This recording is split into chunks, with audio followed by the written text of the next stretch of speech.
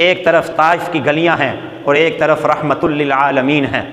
ان بدبختوں نے اپنے علاقے کے اوباش لڑکوں کو میرے اور آپ کے نبی کے پیچھے لگا دیا ہے۔ نبی پاک صلی اللہ علیہ وسلم کا وہ نشانہ تاک تاک کر، ٹخنوں کی ہڈی کا نشانہ لگا لگا کر پتھر برسا رہے ہیں۔ نبی پاک صلی اللہ علیہ وسلم کا سارا جسم مبارک خون سے بھرا ہوا ہے، خون جاری ہے، اور آپ کے نعلین مبارک، آپ کے قدم مبارک خون سے بھرے ہوئے ہیں۔ اسی عالم میں نبی پاک صلی اللہ علیہ وسلم ایک جگہ میں بیٹھ جاتے ہیں، دو گنڈے آگے بڑھتے ہیں، ایک گنڈا ایک بغل سے پکڑتا ہے، دوسرا دوسری بغل سے پکڑ کے اٹھاتا ہے اور کہتا ہے چلو آگے چلو، اور نبی پاک صلی اللہ علیہ وسلم کو بھگاتے ہیں، اور خود وہ اباس لڑکے پیچھے ہیں اور پتھر مار رہے ہیں، پتھر مار مار کے برسا برسا کر نبی پاک صلی اللہ علیہ وسلم کو، جن کو ساری دنیا والوں کے لیے رحمت بنا کر بھیجا گیا تھا، طائف والوں نے اس حالت میں میرے اور آپ کے نبی کو باہر نکال دیا۔ العیاذ باللہ، نبی پاک صلی اللہ علیہ وسلم کے آنکھوں مبارک سے آنسو بھی جاری ہیں، آپ کا جسم اطہر سے خون جاری ہے، نعلین مبارک، آپ کے قدم مبارک خون سے بھرے ہوئے ہیں۔ طائف کی بستی سے دور تشریف لے جاتے ہیں، ایک درخت کے سائے کے نیچے آپ بیٹھ جاتے ہیں،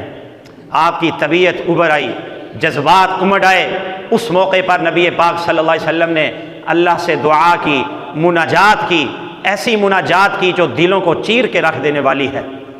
ایک طویل دعا ہے، نبی پاک صلی اللہ علیہ وسلم نے اپنے دونوں مبارک ہاتھ آسمانوں کی طرف بلند کیے۔ اللہم اشکو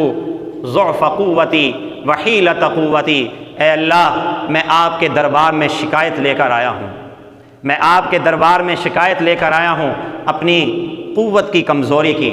اپنی طاقت کی کمزوری کی۔ اے اللہ میں آپ کے دربار میں اب شکایت لے کر آیا ہوں اپنے وسائل اور ذرائع کی کمی کی۔ اے اللہ میں آپ کے پاس شکایت لے کر آیا ہوں لوگوں میں اس رسوائی کی۔ یا ارحم الراحمین، رحم کرنے والوں میں سب سے زیادہ رحم کرنے والے، انت رب المستضعفین، آپ تو کمزوروں کے رب ہیں، انت ربی، آپ تو میرے بھی پروردگار ہیں۔ اگلا جملہ سنیے، آپ صلی اللہ علیہ وسلم نے کس شان سے یہ کہا ہوگا، الی من تکلنی، اے میرے پروردگار آپ مجھے کن لوگوں کے حوالے کر رہے ہیں، مجھے کن لوگوں کے سپرد کر رہے ہیں، الی بعید، مجھے آپ غیروں کے حوالے کر رہے ہیں جو جس طرح چاہے میرے ساتھ سلوک کرے، الی عدو، مجھے دشمنوں کے حوالے کر رہے ہیں جو چاہے جس طرح میرے ساتھ سلوک کرے۔ اے میرے پروردگار اگر آپ مجھ سے راضی ہیں، آپ مجھ سے خوش ہیں، مجھے ان چیزوں کی کوئی پرواہ نہیں ہے، اگر آپ مجھ سے راضی ہیں مجھے ان مصیبتوں کی کوئی پرواہ نہیں ہے۔ اللہ کی رحمت کو جوش آتا ہے، حضرت جبرائیل کو اللہ حکم فرماتے ہیں کہ جبرائیل جا فرشتوں کو لے جا۔ نبی پاک صلی اللہ علیہ وسلم کے ہاتھ مبارک اوپر ہی اٹھے ہیں۔ حضرت عائشہ رضی اللہ تعالیٰ عنہ کا ایک سوال یاد آ گیا۔ حضرت عائشہ ام المؤمنین رضی اللہ عنہ نے ایک مرتبہ سوال کیا کہ یا رسول اللہ، کہ احد کا دن آپ پر بڑا سخت ترین دن تھا، حضرت عائشہ نے تو وہی دیکھا تھا۔ حضرت عائشہ رضی اللہ تعالیٰ عنہ نے احد کے دن کا سوال کیا کہ اس دن 70 لاشیں نبی پاک صلی اللہ علیہ وسلم کے جان نثاروں کی تڑپ رہی ہیں، ان کی آنکھیں نکال لی، کان کاٹ دیے، ناک کاٹ دیے، سینہ چاک کر کے دل اور کلیجے نکال لیے۔ حضرت حمزہ کے ساتھ یہ سلوک کیا گیا، خود جناب نبی اکرم صلی اللہ علیہ وسلم کے مبارک چہرے کو زخمی کیا گیا۔ تو حضرت عائشہ نے سوال کیا کہ احد کے دن سے بھی آپ کی زندگی میں کوئی سخت دن آیا ہے؟ تو نبی پاک صلی اللہ علیہ وسلم نے ارشاد فرمایا، ہاں، احد کے دن سے بھی زیادہ سخت ترین دن میرے اوپر طائف کا دن تھا۔ احد کے دن تو پھر بھی میرے پاس 4-5 جان نثار صحابہ تھے، اور طائف کی بستی میں تو میں اکیلا تھا، سب کا رخ میری طرف تھا اور سب میرے اوپر ہی پتھر برسا رہے تھے۔ نبی پاک صلی اللہ علیہ وسلم کے ہاتھ مبارک اوپر ہیں، حضرت جبرائیل علیہ السلام ہیں، آپ کے اوپر بادل نے سایہ کیا ہوا ہے۔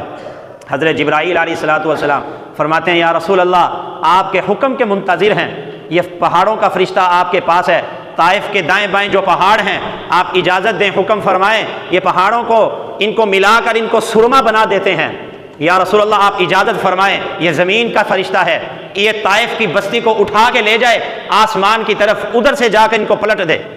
نبی پاک صلی اللہ علیہ وسلم نے فرشتوں کے جواب میں یاد فرمایا کہ مجھے نبی پاک صلی اللہ علیہ وسلم کا یہ حسن سلوک، یہ حسن اخلاق، یہ آپ کی رحمت دشمنوں کے ساتھ بھی تھی۔ یہی جب غزوہ طائف ہوا اور طائف کے لوگ نبی پاک صلی اللہ علیہ وسلم کے پاس ثقیف اور حوازن کے لوگ قیدی بنا کر لائے گئے، 6000 قیدی تھے۔ صحابہ اکرام ان قیدیوں کو آپ کے پاس لے کر آ رہے ہیں،